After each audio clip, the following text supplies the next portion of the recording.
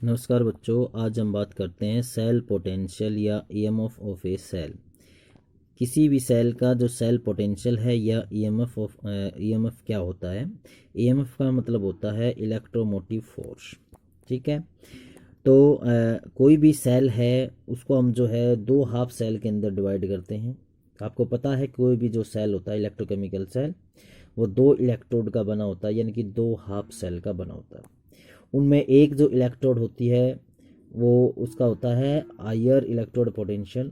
ठीक है, यानी कि उसकी हायर टेंडेंसी होती है टू लूज इलेक्ट्रॉन। ठीक है।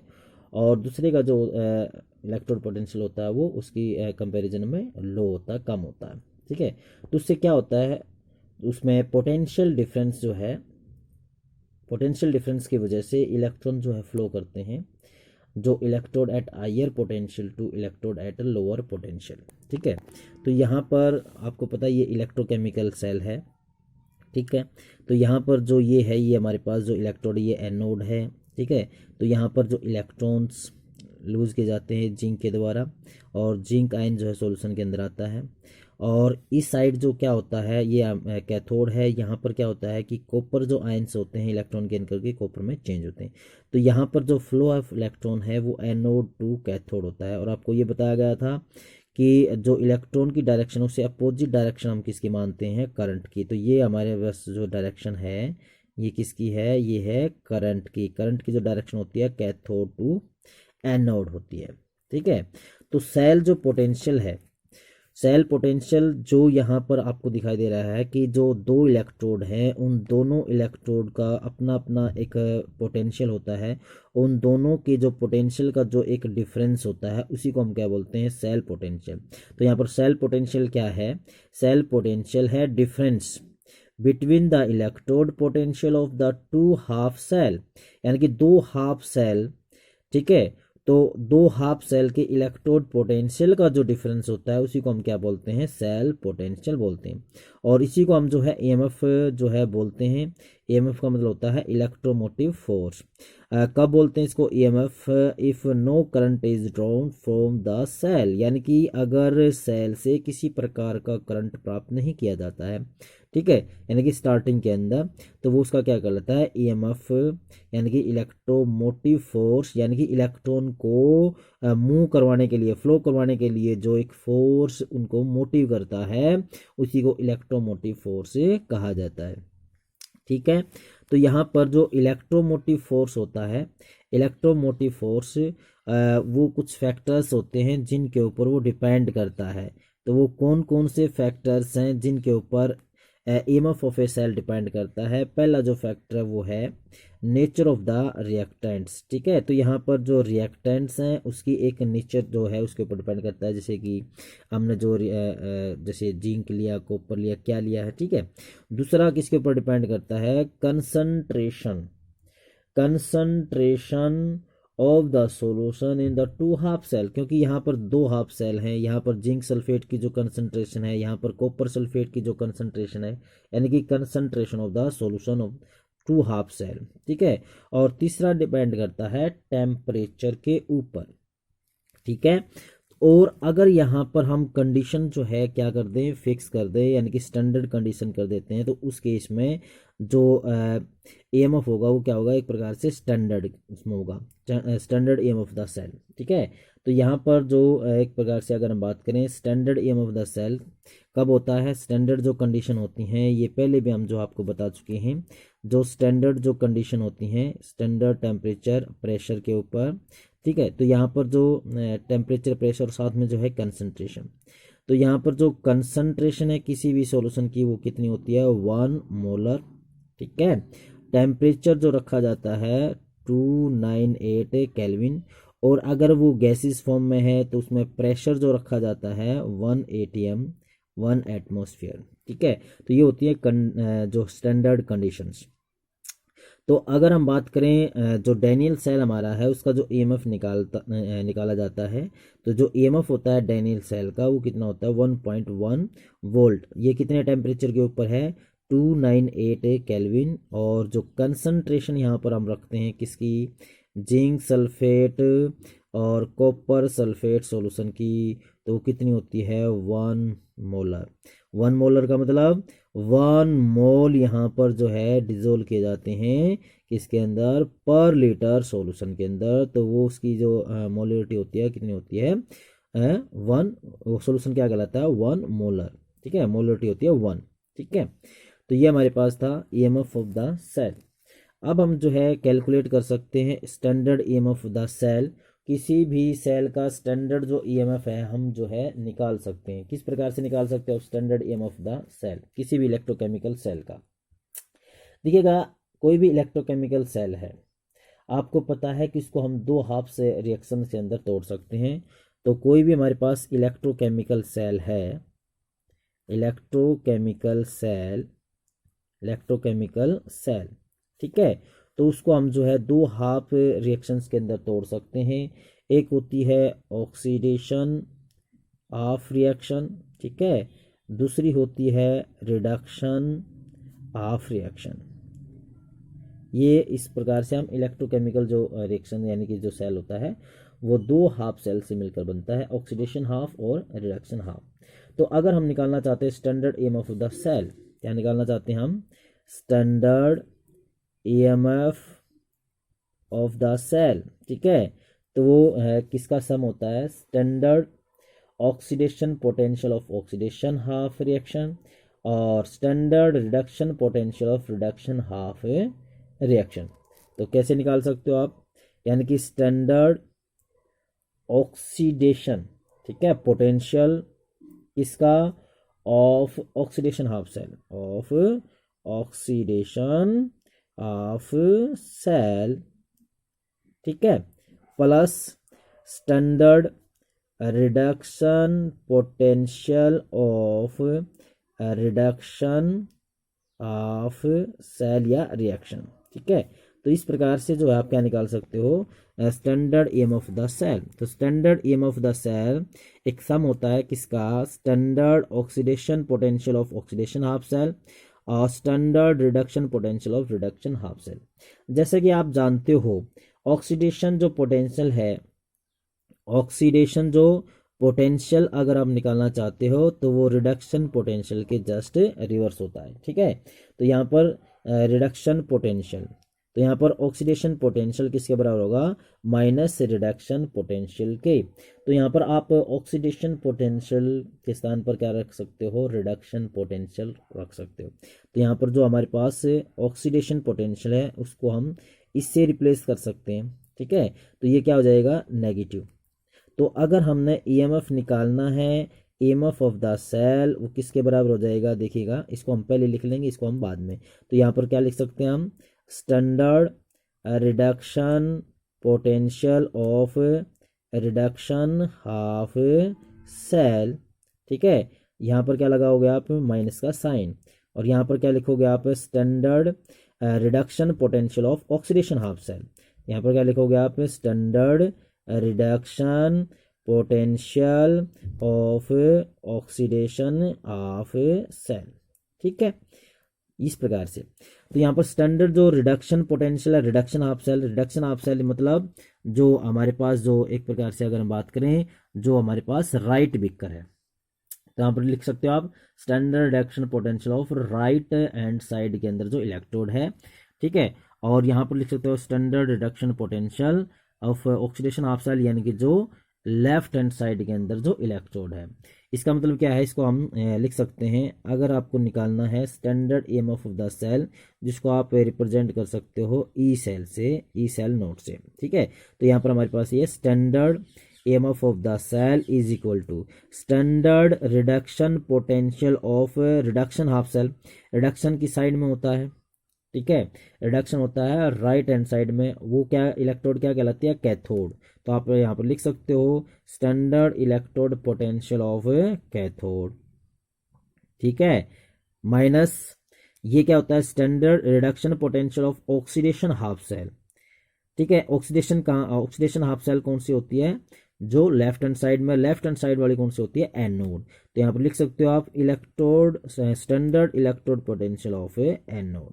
तो ये आपके पास एक फॉर्मूला आ जाता है, डायरेक्ट आप इससे क्या निकाल सकते हो, standard EMF of the cell, यानी कि standard EMF of the cell is equal to, इसके बराबर होता है ये standard electrode potential of cathode minus standard electrode potential of the anode. चलिए अब हम बात करते हैं इलेक्ट्रोकेमिकल सीरीज की। तो इलेक्ट्रोकेमिकल सीरीज क्या होती है?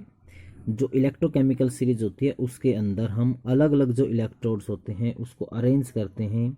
कैसे अरेंज करते हैं? In order of their increasing value of standard reduction potential, यानी कि SRP स्टैंडर्ड रिडक्शन पोटेंशियल के बढ़ते हुए क्रम में जो हम उसको अरेंज करते हैं, तो इस अरेंजमेंट को हम क्या कहते हैं? Electrochemical series. तो यहाँ पर हमने क्या किया हुआ है, सभी को रिडक्शन पोटेंशियल के अंदर चेंज किया है। तो स्टैंडर्ड रिडक्शन पोटेंशियल हम यहाँ पर सभी का लेकर चलते हैं। तो जब हम देखिए दो प्रकार के पोटेंशियल होते हैं, एक ऑक्सीडेशन पोटेंशियल, एक होता है रिडक्शन पोटेंशियल। तो अगर हम जो है क्या करते हैं, ऑक्सीडेशन पोटेंशियल को रिडक्शन पोटेंशियल में चेंज करते हैं, तो हमने केवल क्या करना, उसका साइन चेंज करना, क्योंकि ऑक्सीडेशन और रिडक्शन एक दूसरे के जस्ट रिवर्स होते हैं। तो किसी का भी अगर ऑक्सीडेशन पोटेंशियल, मान लीजिए अगर हम बात करते हैं जिंक का जो ऑक्सीडेशन पोटेंशियल है वो कितना होता है, 0.76 वोल्ट होता है, और इसको हमने उसके रिडक्शन पोटेंशियल में चेंज करना है, तो जस्ट आपको क्या करना है, नेगेटिव का साइन लगाना है, और ये इसका बन जाएगा रिडक्शन पोटेंशियल -0.76 वोल्ट। तो इस प्रकार से जो भी जितने भी ऑक्सीडेशन पोटेंशियल थे तो उनको हमने जो है किस में चेंज कर लिया, रिडक्शन पोटेंशियल में, क्योंकि हमने क्या करना था, या तो सभी को ऑक्सीडेशन पोटेंशियल में चेंज करना था या किसी को रिडक्शन पोटेंशियल में, अपनी सुविधा के लिए। ठीक है, तो हमने क्या किया, सभी को रिडक्शन पोटेंशियल में जो है अरेंज कर लिया, यानी कि बदल लिया। तो जब हम जिसका रिडक्शन पोटेंशियल था उसको चेंज करने की आवश्यकता नहीं है, लेकिन जिसका ऑक्सीडेशन पोटेंशियल था उसको हमने रिडक्शन पोटेंशियल में चेंज करना था। उसके लिए हमने क्या करना है, जस्ट उसका साइन चेंज करना है। ठीक है, जिस प्रकार से हमने जिंक की बात की, अगर जिंक का ऑक्सीडेशन पोटेंशियल अगर हम देखें तो कितना होता है, 0.76 वोल्ट होता है, लेकिन अगर हम उसका रिडक्शन पोटेंशियल में चेंज करना चाहते हैं उसको, तो केवल आप लोग को क्या करना है, उसका साइन चेंज करना है, यानी कि नेगेटिव लगाना है। तो जिंक का जो रिडक्शन पोटेंशियल कितना होगा, -0.76 वोल्ट। तो इस प्रकार से हमने जितने भी हमारे पास जो रिडक्शन पोटेंशियल, प्रत्येक इलेक्ट्रोड का जितना जो भी रिडक्शन पोटेंशियल है, ठीक है, तो उन इलेक्ट्रोड को उनके रिडक्शन पोटेंशियल के बढ़ते हुए क्रम में जो है अरेंज कर लिया, और अरेंज करने से हमारे पास जो एक सीरीज आई उसी को हम क्या बोलते हैं, इलेक्ट्रोकेमिकल सीरीज। वो सीरीज हम जो है देख लेते हैं। तो आपकी बुक में वो पूरी सीरीज़ है, तो यहाँ पर हम पूरी सीरीज़ की बात नहीं करेंगे, यहाँ पर कुछ इलेक्ट्रोड की बात करेंगे, उनके इलेक्ट्रोड पोटेंशियल की बात करेंगे। तो यहाँ पर हमारे पास जो है हम बात करते हैं, ये हमारे पास कुछ रिडक्शन हाफ रिएक्शंस हैं और उनके स्टैंडर्ड रिडक्शन पोटेंशियल की कुछ वैल्यूज़ यहाँ पर लिखी हुई हैं। तो यहाँ पर देखिएगा, सबसे पहले अगर हम बात करें, लिथियम आयन जो है इलेक्ट्रॉन गेन करके लिथियम में चेंज होता है, तो उसका जो स्टैंडर्ड रिडक्शन पोटेंशियल कितना है, -3.05 वोल्ट।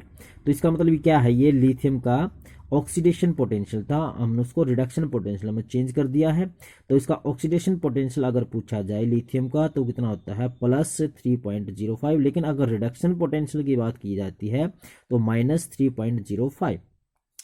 फिर हम जो है थोड़ा और नीचे चलते हैं, यहाँ पर जिंक आयन 2 इलेक्ट्रॉन गेन करके जिंक में चेंज होता है, तो उसका जो रिडक्शन स्टैंडर्ड रिडक्शन पोटेंशियल जो है वो -0.76 वोल्ट है। उसी प्रकार से Fe2 पॉजिटिव 2 इलेक्ट्रॉन गेन करके Fe में चेंज होता है, तो उसका जो स्टैंडर्ड रिडक्शन पोटेंशियल है -0.44 वोल्ट है। फिर थोड़ा और नीचे चलते हैं, तो यहाँ पर हमारे पास जो हाइड्रोजन है, और आपको ये पहले बताया गया है कि हाइड्रोजन का जो स्टैंडर्ड इलेक्ट्रोड पोटेंशियल होता है, या स्टैंडर्ड ऑक्सीडेशन पोटेंशियल या रिडक्शन पोटेंशियल, एक ही बात होती है, वो कितना मान के चलते हैं हम उसमें, 0 वोल्ट।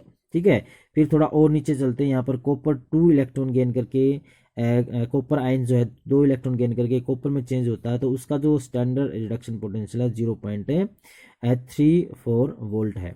ठीक है, उसी प्रकार से सिल्वर आयन इलेक्ट्रॉन गेन करके सिल्वर में चेंज होता है, तो उसका रिडक्शन पोटेंशियल यानी कि स्टैंडर्ड रिडक्शन पोटेंशियल 0.80 वोल्ट है।